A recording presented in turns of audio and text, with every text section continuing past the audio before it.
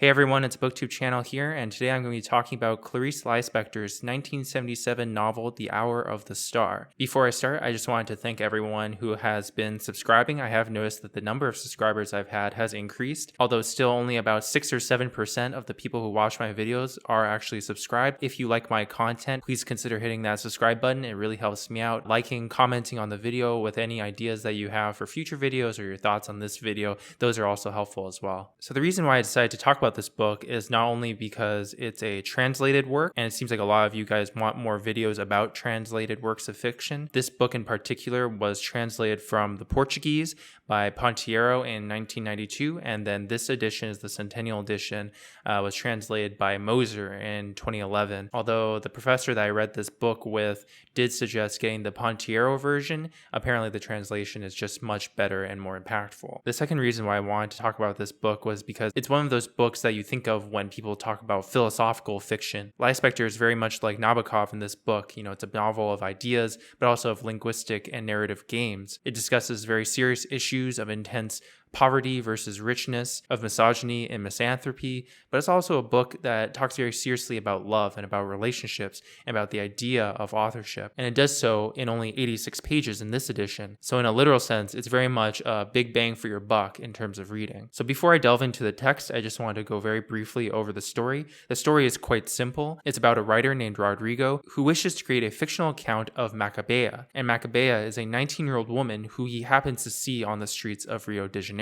The photo of the woman on the cover of this book, I believe, is Lispector. When I was originally reading this book, I thought this was an image of Macabea, which only kind of plays into the whole conceit of which character represents the author. So continuing on, Rodrigo, he doesn't know Macabea. He never talks to her, but he envisions her entire life history. He envisions her poverty.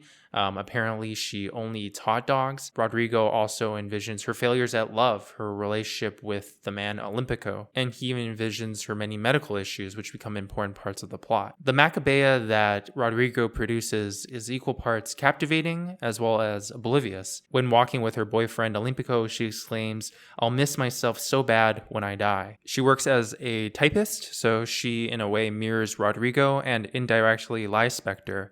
And this is kind of the classical conceit, but one that I think the author or authors stretch to dizzying effects. The question that you have to ask yourself here is Lispector writing about herself by creating Rodrigo to create the alter ego Macabea, or is Rodrigo the alter ego and Macabea a symbol for the muse that Lispector desperately reached for at the end of her life? It's an interesting story that The Hour of the Star was published very shortly after Lispector died from ovarian cancer, and one of the reasons why the Centennial Edition is so nice is because it contains this essay by her son talking about his mother's life and her approach to fiction and her blurring of the lines between fiction and reality. I really like these photocopies that they have in here of Lispector's handwriting. It makes me feel a lot better about my own messy writing. And here are more of those pages.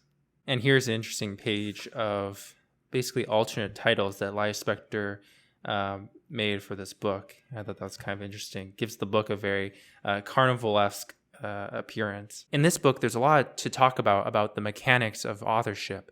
In this dedication by the author, which in parentheses she states is actually Clarice Lispector, Lispector writes a very long list of dead composers, classical composers, from old Schumann and his Sweet Clara to The Tempest of Beethoven, the neutral colors of Bach, to Chopin, who makes me swoon, to Stravinsky, who frightened me and with whom I soared in fire, to Debussy, to Marlos Nobre, to Prokofiev, to Karl Orff and Schoenberg, to the 12-tone composers, to the strident cries of the electronic generation, to all those who reached the most alarmingly unsuspected regions within me, all those prophets of the present, and who have foretold me to myself until in that instant I exploded into I. So I think Lispector here is doing an interesting metafictional move where she is talking about herself personally and talking about how these composers have influenced and how she sees music composition as in parallel to writing a book full of many different characters, and how that is kind of her avenue of approaching subjectivity. And I think it's really interesting how she really pushes her voice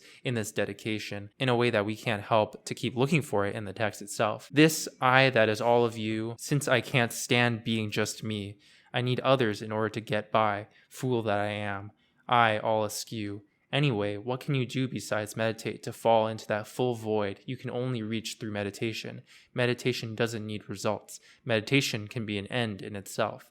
I meditate wordlessly and upon the nothing. What trips up my life is writing. It's interesting because in that dedication, Lispector writes with such glaring existential accuracy that as readers we're shocked to flip to the first page of the actual book and encounter the narrator of this novel, Rodrigo, who is very similarly philosophical but painfully disorganized. At one moment he's talking about the Big Bang, then he's musing about toothaches, and then he's comparing women from the rural northeast of Brazil to the urban southeast. I'll just read the beginning so you get an idea of his tone. All the world began with a yes. One molecule said yes to another molecule and life was born.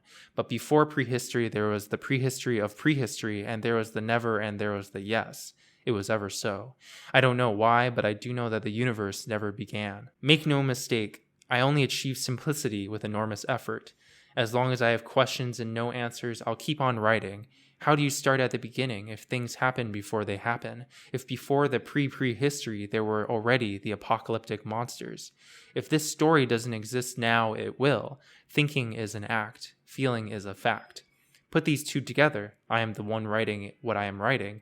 God is the world. Truth is always an interior and inexplicable contact. My truest life is unrecognizable, extremely interior, and there is not a single word that defines it. My heart has been emptied of every desire and been reduced to its final and primary beat.